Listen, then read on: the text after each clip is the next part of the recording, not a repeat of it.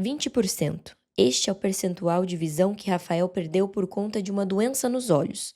Aos 7 anos, foi diagnosticado com um alto grau de miopia, algo incomum para a idade dele. Eu ficava levantando da cadeira para copiar a matéria que eu não estava conseguindo enxergar e muitas das vezes a professora reclamava disso e na verdade nem eu sabia o porquê, né? E na verdade, com 7, 8 anos, depois de minha mãe ter ido lá na escola, foi que a gente descobriu que eu era um míope alto, né? Eu tinha um grau de miopia já alto para a época, né? Só que o problema do Rafael era ainda mais grave do que a miopia, e ele só descobriu aos 20 anos.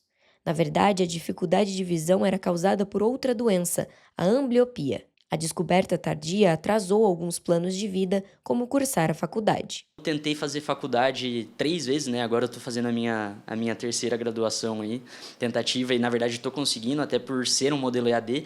Mas quando eu fui fazer presencial, cara, salas de faculdade, assim, e eu tava estudando programação na época, era muito difícil para mim. Desde até pela distância que ficava o teclado ali no laboratório e o monitor também, quanto para enxergar realmente o código que o professor tá passando na sala. Casos como o do Rafael poderiam ser amenizados com um apoio simples, acompanhamento médico na escola.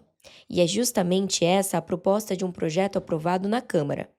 A matéria, de autoria do vereador Marcão da Academia, propõe a criação de um programa municipal de atendimento em saúde para alunos da educação infantil. A ideia é que uma equipe multidisciplinar avalie os estudantes para acompanhar o desenvolvimento e identificar possíveis doenças. Fazer um trabalho de prevenção, né? Então, o que seria esse trabalho de prevenção? É identificar nessas crianças, desde de uma questão de odontológica, né? De uma questão de obesidade infantil, de uma questão de transtornos que pode ser identificado, assim como outras deficiências, como o T21, né?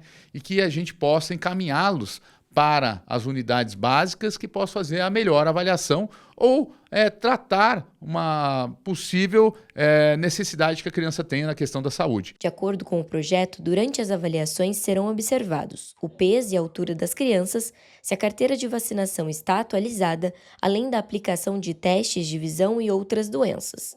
Também estão previstas avaliações psicológicas e comportamentais como forma de identificar transtornos como autismo, TDAH e síndrome de Down. Muitas vezes essas crianças na própria casa, ou de repente até por uma falta de conhecimento nossa ou dos pais, a gente não consiga, né, identificar algumas coisas que os médicos competentes identificam e a gente possa fazer ou o tratamento, ou a prevenção, ou o cuidado melhor para aquela criança. Para esta pediatra, quanto mais cedo e completo for o diagnóstico, maiores são as chances de evitar sequelas e garantir o desenvolvimento adequado dos alunos. Então, quanto mais a gente mantém esse segmento em dia, mais a gente consegue identificar precocemente, sejam distúrbios físicos propriamente, sejam transtornos do neurodesenvolvimento e comportamentais, que a gente precisa de avaliações seriadas para conseguir fazer uma suspeita diagnóstica.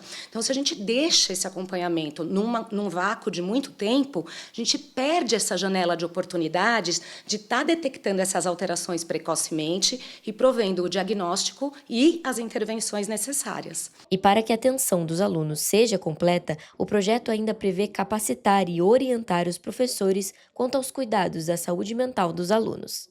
Segundo esta psicopedagoga, contar com o apoio da escola neste processo é fundamental para o aprendizado. Quando a gente percebe na escola que alguns alunos não estão atingindo aquilo que é esperado, né, não estão conseguindo se apropriar de alguns conteúdos, de algumas habilidades que são esperadas para aquela faixa etária, né, é necessário que a gente muitas vezes faça algum tipo de encaminhamento e esse diagnóstico, que pode muitas vezes chegar, ele dá muito mais condições para a escola ser assertiva nessa ação, né. Eu vou dar aqui um exemplo da dislexia, que é um transtorno de aprendizagem bem comum. Quando a gente tem clareza de que as características de dificuldade na leitura, por exemplo, desse estudante são em razão de uma dislexia, a gente consegue fazer um encaminhamento assertivo dentro da escola, a gente consegue orientar os professores sobre como agir com esse estudante, dar as ferramentas adequadas para esse aluno se desenvolver e superar as dificuldades. Ainda segundo os especialistas, o acompanhamento dos pais e a troca de informações com os professores também é muito importante na identificação de problemas que podem afetar o desempenho escolar. Um cuidado que Rafael gostaria de ter recebido. Este apoio poderia ter amenizado muitas dificuldades. Com certeza, se eu tivesse feito os exames oftalmológicos com 3, 4, 5 anos você já pode fazer esses exames, né? Com certeza eu já estaria usando óculos mais cedo do que eu usei.